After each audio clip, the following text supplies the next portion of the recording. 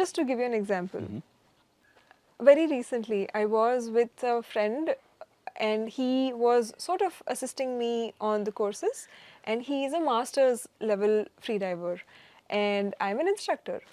And somebody said something on the lines of that, oh yeah, like we feel safer because you are there. You never know what they mean, but there are a lot of underlying nuances Right. that come up when Right. somebody is learning from a female versus when they're learning from a male person. Okay. The key here is that, especially as a female instructor, I I try to catch myself if I am overcompensating for anything. That, or Okay. say, if somebody is acting in a way that they don't respect my authority in the water when my job is to keep them safe, Right. then that is where I draw the line, and I tend to be very, very straightforward, saying that, hey, you need to do X, Y, and Z things to be on my buoy. Buoy is the floating device. So be on my buoy and dive with me, and only then I can teach you. Right. So it's a sort of, this push and pull of, I don't like to get into these power dynamics, but it's about setting the tone right from the beginning and having these boundaries as a female instructor. Sometimes the challenge is also the other way around, Okay. that people would say things like, oh, you're so beautiful, and even Right. in a professional context, or sometimes students would say that, and not in a Sexual bad or way or yeah, yeah. anything, yeah. Right. But this one time, I had this very weird experience, and which where I did not even feel safe during that experience, Okay. which was, I was in one of these places where I was diving, and I was having a meal by myself. Most of these places, they close super early, and it was 9:30ish, but it was still late for that place. Was this in India? No. This was This is in in India. India. Okay. And I knew somebody at that particular resort or hotel, and I asked them if they could arrange for a cab or a rickshaw to drop me to my place. And they went on to say that, oh, but I can drop you, but don't tell the staff. And I was like, okay, like, if there's anything, like even in the gray area, I don't want to be associated with that. It then turned out that I then started walking out of that place and walked up to a main road, which was super empty at even 9:30, 10 in the evening. And there was one rickshaw. He already had a passenger, and then eventually he dropped me home after dropping that place, in some gullies and whatnot. And I did not feel safe in that context. Right. And there was somebody else who I knew for a long time, who had the power of making sure that and I was ready to pay, of course. Like, if Right. he had arranged something for me, I was ready to pay even. Right. But there is that sense of showing the female professionals in a field like this Right. a little more um, care to make sure that they are taken care of in a situation like this. Okay. Okay. So that would be, these are the two ways that I feel that it's difficult for me as a female freediving instructor to navigate the waters. Okay. Okay. I mean, I'm not going to ask you if you're a feminist. I don't know. Like, that's entirely your thing. But wouldn't you say that it is, at least from a modern feminist point of view, it's a little contradictory that you are operating in, you're functioning in what is primarily a male-dominated field, right? I'd assume it is mostly male instructors and divers out there, and you're a woman who's trying to carve out her space, and you're breaking ceilings, you're pushing boundaries, and you're doing that. But wouldn't it be fundamentally sexist for anyone to give you some sort of a leeway or a consideration, or like you said, this particular circumstance, this late at night thing, I completely know that has nothing to do with free diving. But in aspects of free diving, right? So Deepak, since you mentioned it Right. in this context, Right. when it is I'm just this, asking, just yeah, for genuinely. sure, for sure. Yeah. See, I do consider myself a feminist, Mm-hmm. right? And the whole idea behind feminism, please show me Mm-hmm. anything, any place, any person, where there is no dynamic shift, or there is, like true feminism out here right now. Show me something. That doesn't exist. Right. Right. So feminism is again a direction that we want to move towards. Mm-hmm. It is, for me, of course, it is this ideal that we want to move towards. Okay. We are far from it, Deepak. We are far, far, far from it. Okay. When I was in Delhi, for example, working, and when we are talking about safety, Deepak, see, what men will never understand or realize is that it's right now, like I'm feeling like, like myself turn red even when I talk about these things, Deepak. Okay. That when your younger cousins, Only if you're comfortable, by the way. yeah, that's okay. Yeah. You have now, like, it's the unhinged me. When your younger cousins, come up to you and say things like that, Didi, how do you respond when somebody basically like Eve teases you or catcalls you or says these things to you? How do you respond to them? And after a point, you become so uh, emotionless, Desensitized. desensitized, thank you, desensitized to all of that experience. And this is not just one woman. It's when it comes to safety, Deepak, it's not even a discussion.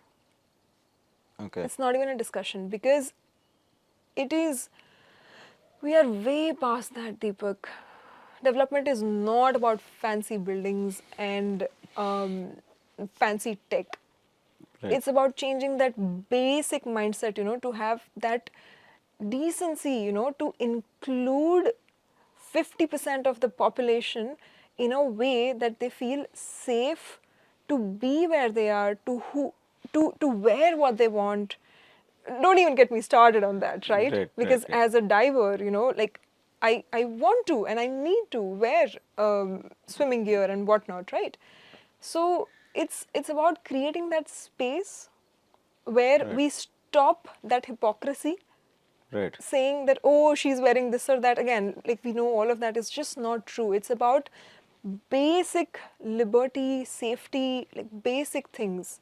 Because while we are talking, Deepak, there is somebody out there in NCR who is making a career decision, or who is deciding that, hey, she should probably take a job closer to her home Because because it's safer to even reach that place right. of her work or study. Okay, so it makes me angry, and it makes me feel a lot of emotions when I speak about this. But is this That something you've it's experienced primarily in India, or is it even outside? Because I would assume as a diver, your job would require, and especially as a dive instructor, your job would require you to travel to remote areas. Like there might be particularly very good dive spots in unknown dive spots, yeah, right? You yeah, look yeah. for pristine areas where the waters are good, still Yes. dive friendly, right? You don't Yes. want crowded beaches. You're not going to go diving Yeah, there. yeah. So your job would require you to travel to isolated areas. So there is a certain occupational hazard of going alone or going with a limited unfamiliar crew to unknown areas. Yeah, yeah. So is that like, have you faced similar, like, what could I say, like dangerous situations where your internal alarm went off, like in abroad, like say Thailand or Bali or So personally, I have not had any such experiences in Thailand or Bali.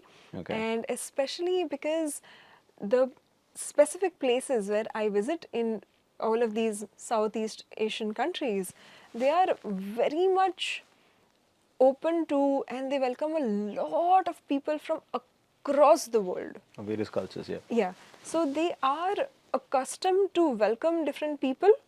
And even though they have their own cultures and they have a certain way of doing things and they might be conservative, you know. So, for example, Bali or even Thailand cultures, they can be a little conservative, but they are very tolerant to the things that people need and however everybody else wants to be. Right. Even in India, Deepak, it's sometimes, you know, an undertone of a slight discomfort when it comes to just being a little more free or whatever it is that you want to do. And of course, I do recognize that I want to respect people and cultures everywhere I go, right? The whole idea being that when you say it's again very difficult to compare because everybody would have a different experience, but I would say slightly in India there is like a slight undertone of feeling a little uncomfortable Right. because you just do not see women out there or even in public spaces, and there's a that eye, you know, like that look, Yeah. even if they're not looking.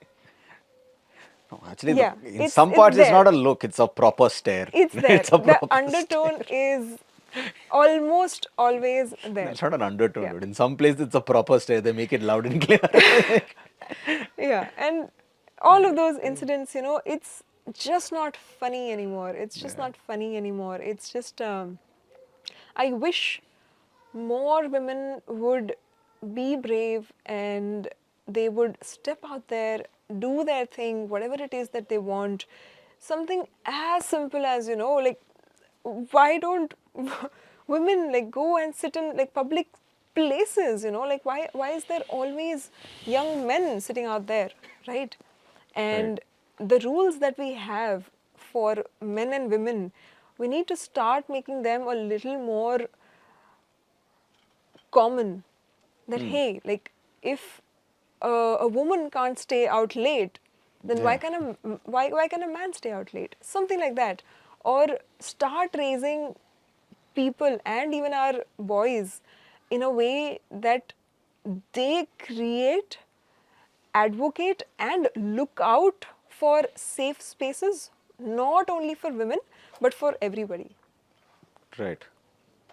You ever faced any like bad experiences from fellow trainers, like other divers? Because one of the common things they say, like and this is one thing which I've always felt is you're a diver and let's just say you're in a place like Goa or something, and you are functioning in a profession that is very alien to what is conventionally acceptable in an Indian environment, right? You're not an engineer or a doctor or anything. You're a diver. That too in India. If you were, say, a Firang, if you're a foreigner and doing this, they wouldn't have batted an eyelid. Because for Indians, that's like, in their culture, this is acceptable. Okay, this is not acceptable in our culture, right?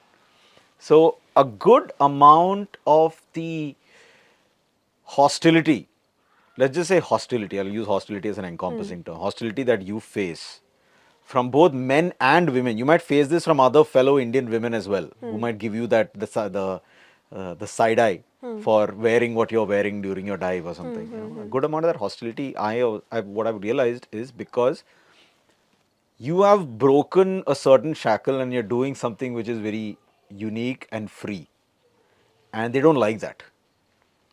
They don't like that you're not fitting into a mold, right? So it's that power dynamic. You are no longer threatened, and they are probably threatened by your power because you're doing something entirely different on your own, right? And it's that change in power dynamic that's causing that hostility.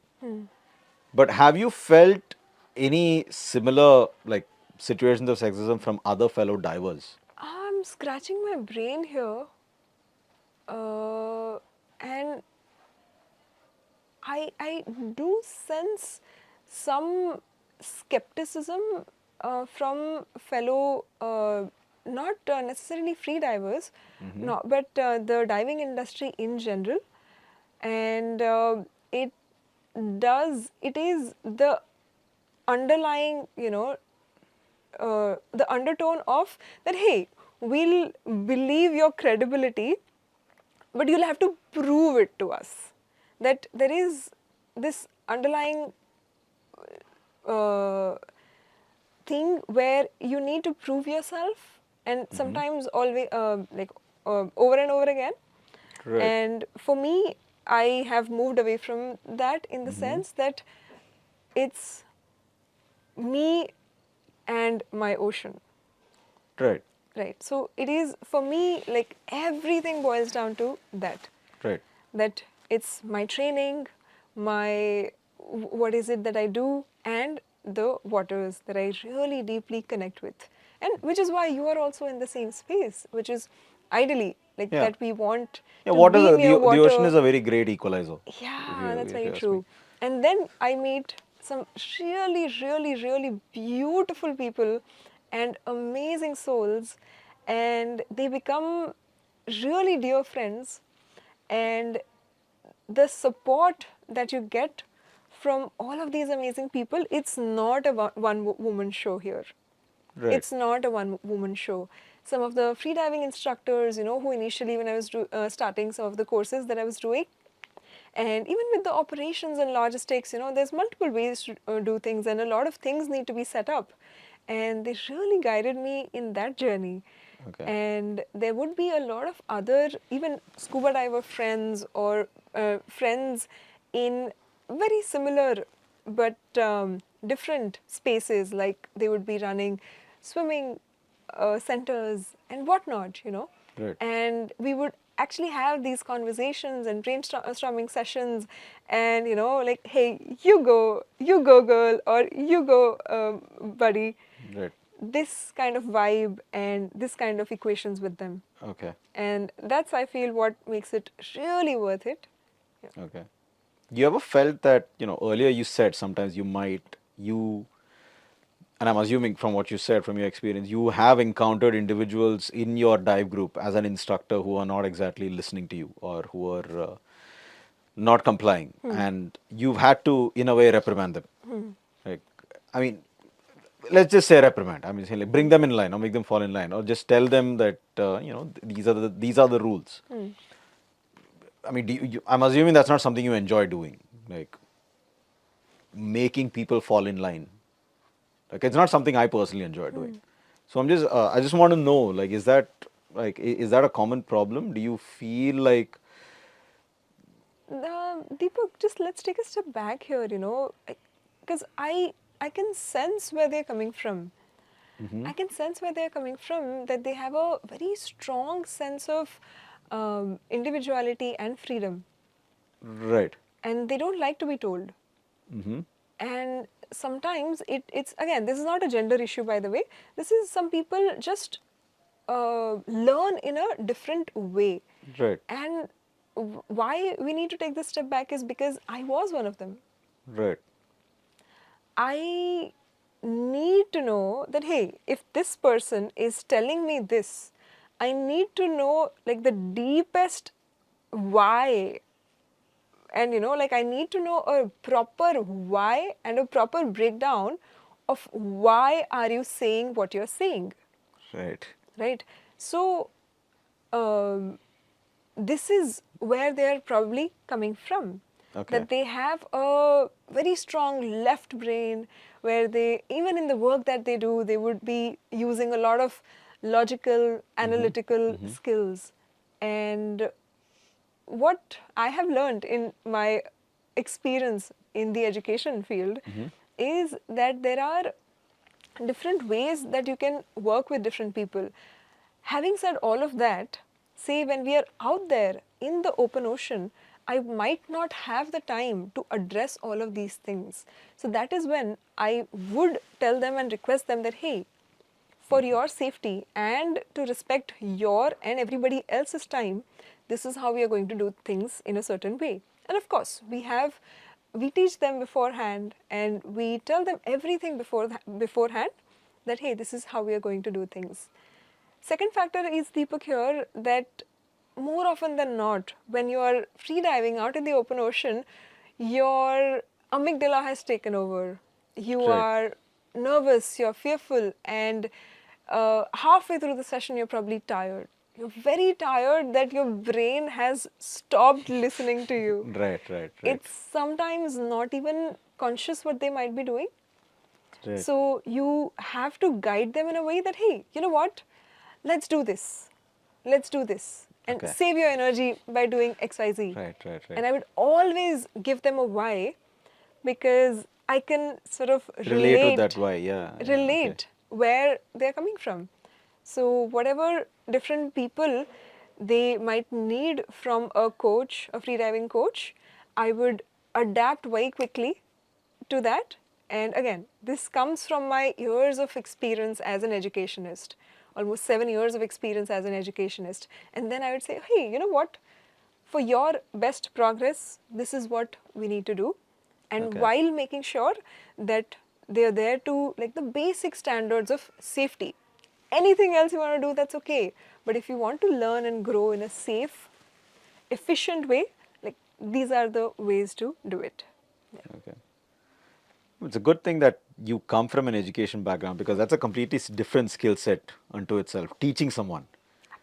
Yeah, it's like it's one thing to become good at something. It's another completely different thing to actually teach another person that. So I'm guessing that's helped a lot, right? I mean, what were you doing in the education field? I mean, what was your I uh, wore multiple different hats okay, over there, Deepak. okay, Initially, I was working with a public policy think tank, and we okay, were looking at, the big picture and how the large scale policies and projects, like how they affect the which one? last Which think student. tank? If you This don't mind. was with Observer Research Foundation in Mumbai. Ah, okay, okay, okay. And then I moved on to something which was really close to my heart and still is, which was researching about social and emotional learning and well-being Okay. in the context of the school system. Okay. And how do you instill different skills and values, and even something as simple as, like how to make friends, like social skills in the children as they are growing up, right? Life skills. You Right. can call them like multiple different names. Okay. And then I was also wearing a hat of program manager, one of the leading team members at one of the edtech companies. Okay. And that is when we were providing access during COVID to like millions of children through a very simple WhatsApp-based interactive bot. Okay. And wearing all of these different hats, and also like there would be teaching. One of the very important thing, again very close to my heart, what I did was I was running a non-profit of myself Okay. for about 2 years. The goal being to give avenues for social and emotional learning and spaces, safe spaces, not only to the children but also to the parents and teachers, Okay. to understand themselves and to see how they can provide a more nourishing atmosphere for the children that they are teaching. Wow. Uh, see, you know that Venn diagram, right? Which you see online. Things that make me happy, Yes. things that make money, things that I want to do. Yeah. You literally found that the middle spot.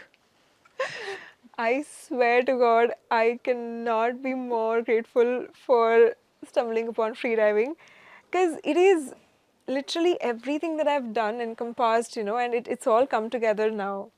Because it is related to well being, related to challenging yourself. It takes a lot of discipline to do what I do. Yeah. And as you mentioned, like teaching, I love to teach, and I think I'm good at it. Yeah. So, yeah, it's all and water.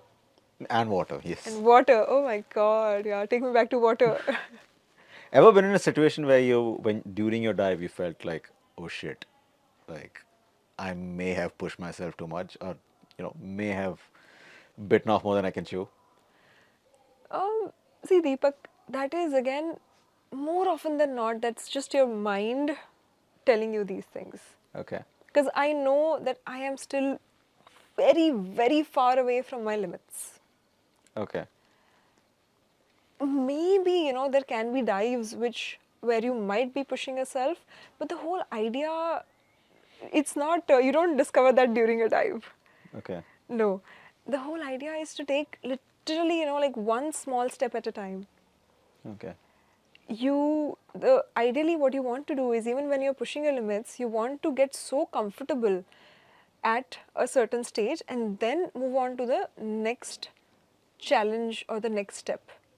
Okay. Because in freediving, and this is what, like the best coaches would tell you, and I would love to quote Natalia Molchanova over here. She says that, and I'm paraphrasing here, that get so comfortable at uh, at what you're doing and do it with such ease that your comfort zone will expand automatically, Right. and you will want to keep doing this. The whole idea here is that you want to be, if you feel that during a dive, you don't know what you're doing. Okay. You haven't planned your journey or your dive or your training program in a way that shows that, hey, this person knows what they're doing. So you should, if you feel that, it's probably your mind telling you or freaking out, and that's the whole journey, to practice resilience and tell your mind that, hey, it's okay. We've done this so many times before and it's just another dive, right? Okay. And yes, there are some people who might believe in a different philosophy, but this is the philosophy, like, from some of the best people and coaches in freediving that I have built my perspective on this based on. Yeah. Okay. If you want to give a message out there, because you've done so much and you're doing so much, you've been through a lot in your career, in various careers. If you want to give a message out there to all the young women, what would it be? It doesn't have to be a career message. Yeah, Just a yeah. message as an older sister. If you want to give something out there, what would it be? I would like to think of especially three young women when I say this. One is a very, very dear niece. One is a family friend's daughter. And the third one is my younger self. Okay. And the messages that I would give to them are, one,